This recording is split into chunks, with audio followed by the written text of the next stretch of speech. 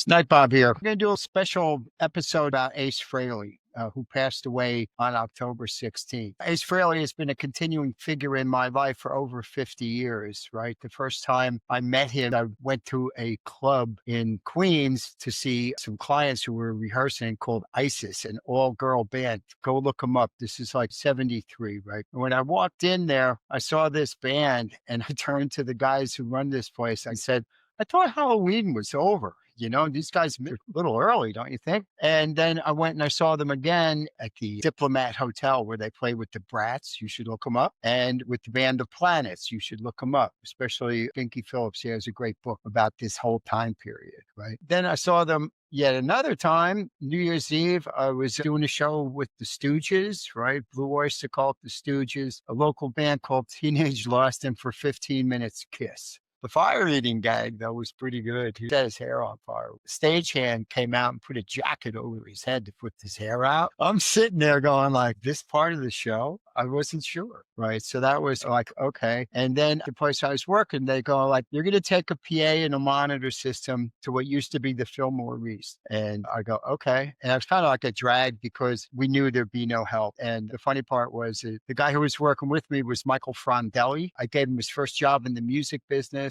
And he went on to record Billy Idol and Kiss and co-produced a Michael Monroe album, very successful in the recording industry. So we get there, we set all this stuff up. This place hadn't been open for a couple of years, actually. Stinky, dirty, blah, blah, blah. And we saw these big Marshall amps and like a spiderweb backdrop. We're like, maybe we're getting Alice Cooper. This could be really cool. These guys, they come in dressed up in full makeup. And I'm like, these guys again, right? There was no escape. And this was like a big press release. I guess they'd signed their deal. This is in the beginning of 74, just before I went out with Emerson, Lake and Palmer. That Fillmore East thing is the only time I mixed Kiss, number one, and I mixed them in makeup, right? Really, really, really early, right? So they come, they play. And backstage, I was feeling feisty. So like I went to them, I go, don't you realize that Halloween was like 3 months ago? They didn't like that, but that's the way it goes, right? The makeup was like a sign of the times. Really. I mean, like it was all about this English glam rock. Everybody had sparkly clothes and silly makeup. And it was kind of like the opposite swing of the pendulum from like the hippie Grateful Dead, I'm going to own a farm and grow crops, grow my own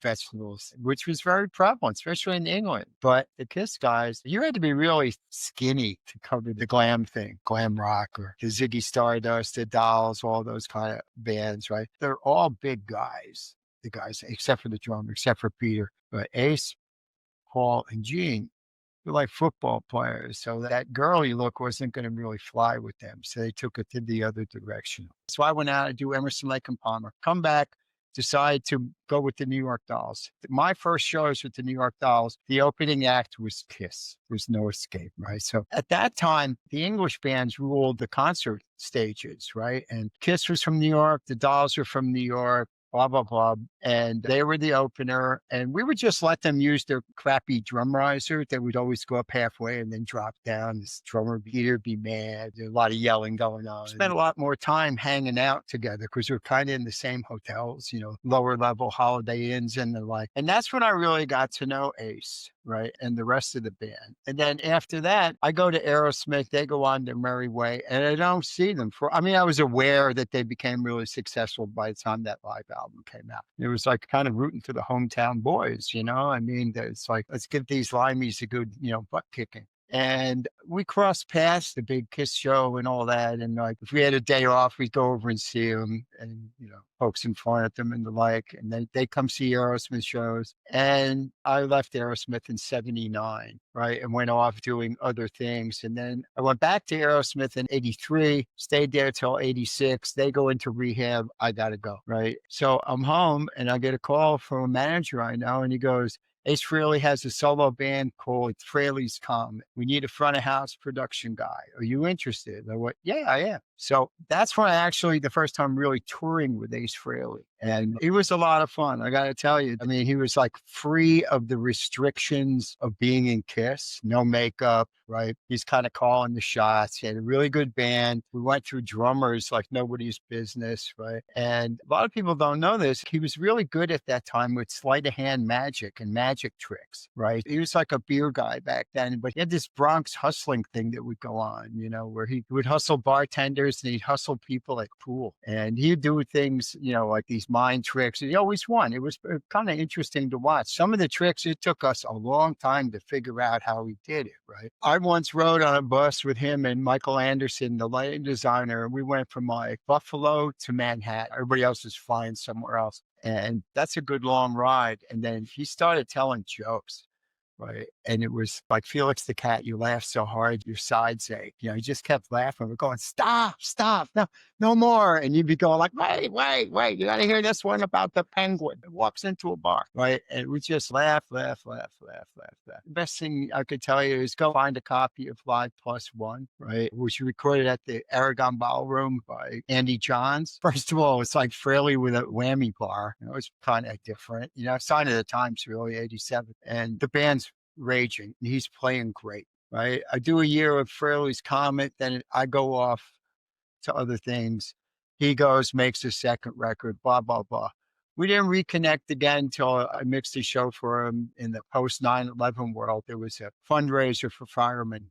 And he played with some guys from upstate where he lived, right? And it was pretty cool. And then I come back, I get a call from Anthony Esposito, who was playing bass in the band. And now it's just Ace Frehley. It's not Frehley's Comet anymore. And we go out and play shows. And he was freshly sober and he wanted everybody around him to be sober, which we all did. He's a good guy. His laugh is so contagious. He starts laughing, you start laughing, right? And I stayed with them up until about a year and a half ago. And I miss him dearly. It's just beginning to sink in, that I'm never going to hear that laugh again. And if those who haven't heard him laugh, watch the Tomorrow Show with Tom Snyder. Here, Full Tilt Frehley is. I talked to a lot of people, and he was very, very influential as a guitar player because he was like an everyman. You could listen to Jeff Beck play and go, I could work for years and never be this good, right? And you can listen to Ace and go like, if I work hard, I could do what he does. So it gave you hope in a way. Here was a guy who was very successful that wasn't playing a billion notes a minute and looked good on stage. And it was like you could really fill that role really easily. But people don't realize that, there's more to it than just being able to play. You have to have the song. You have to have a guy who can get the song across. His biggest quote, you see it around a lot. There's a full page in a guitar magazine or online or something with him playing. And he said, like, if I had known I've been such a big influence on so many people, I would have practiced more. He's a guy who scaled the mountain. And that's rare these days, where people scale the mountain and become successful because times are very different. Concerts are very expensive. And those kids back in the day that couldn't afford to come at the prices now. And that kind of limits the way things are going musically. And his fans adored him. They would always buy tickets and they would show up.